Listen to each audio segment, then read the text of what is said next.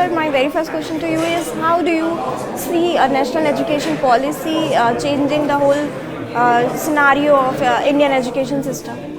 Well, it's a very welcome move. You have to understand that we've been having a similar education policy for the last 20-30 years. You have to understand that the industry has changed. Because of internet and digital intervention, the world has changed, but somehow the education system has not changed.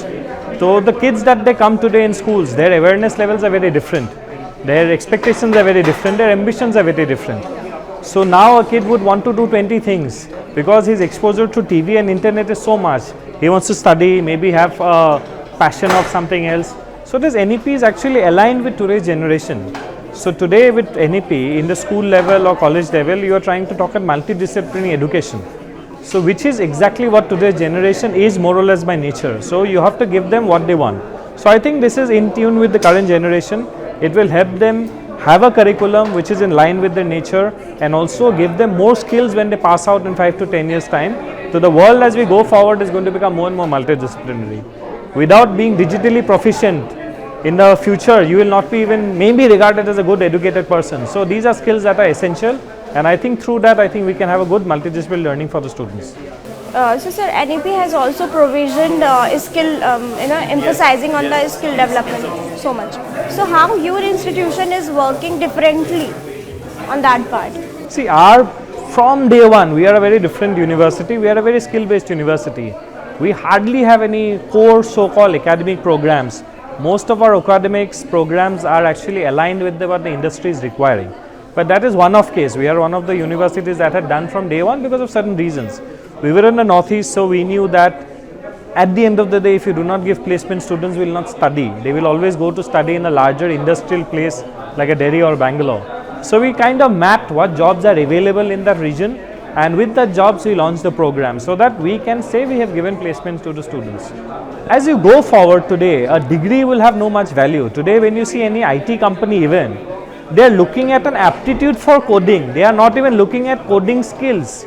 So if today a healthcare student, even an MBBS student, they see has good knowledge of healthcare, can be trained in coding, he will be perfect for say medical based IT programs. So this is what the companies are going to look forward. And no matter what product is launched, today you will also agree that almost every product has a tech or an IT element today. Almost everything is tech or IT element. So this is going to be a very essential skill that everyone has to have. We can't have that logic today that I am studying social sciences.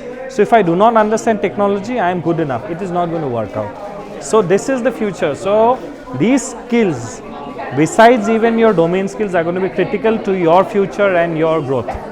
So sir, my last question to you is, as you represent an university based on Northeast, yes. So what do you think, how it is, what kind of education, do they need more injection of, better education, or how they are doing? See, the education system in terms of syllabus is exactly the same. We have CBSE, we have a state board. But the challenges there are a little different. What happened, because the population is very sparse in some areas, when you talk about multidisciplinary, say you go to any of those hilly states in Northeast, Arunachal Pradesh, one district population is say 5,000 or 10,000, you have one college there. So how would you get multidisciplinary faculty there? That would become a big challenge now. We are trying to teach students multiple skills, but those skill labs are not going to be available say within the same district. When you come to North in say one district, you have 100 institutions, we don't have that. So now what happens, in each district will you have to set up that infrastructure, which is going to be extremely costly. Or the second model is try to teach in a blended module, maybe take help from digital tools. Like open learning digital tools can help in teaching as well as keeping cost at a logical rate. In every state, every district, you are not going to have people be able to teach because we don't have the manpower or the population. So I think a digital intervention would be of great help. See, whatever happens, the challenge is common for all, but the solution has to be different for all. So that is exactly what we're approaching this as. That was really nicely answered. Thank you. By you. Thank you, sir.